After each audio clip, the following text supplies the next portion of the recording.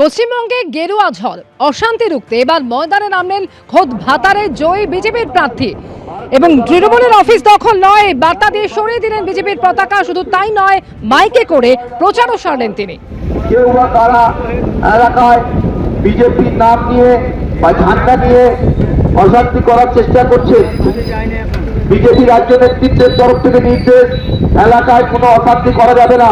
যে বা যারা অশান্তি করবে তাদের বিরুদ্ধে কড়া ব্যবস্থা প্রশাসনের তরফ থেকে।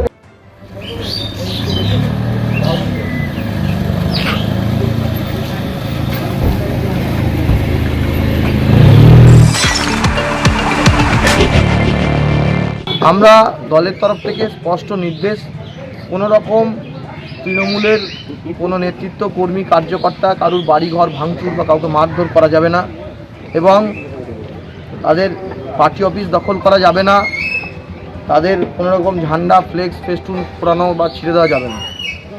তো এখানে দেখলাম সাহেবগঞ্জে এখানে তৃণমূলের পার্টি অফিসে আমাদের বলবো না, কিছু জনগণ অতি উৎসাহিত এটা করেছে।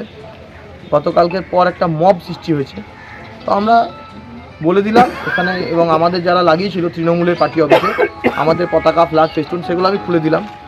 তো এবং তৃণমূলের লোকজনদের আশ্বস্ত করব যে আপনাদের কোনো ভয় নেই, যদি কোনো ভয় হয় আমার সঙ্গে যোগাযোগ করবেন।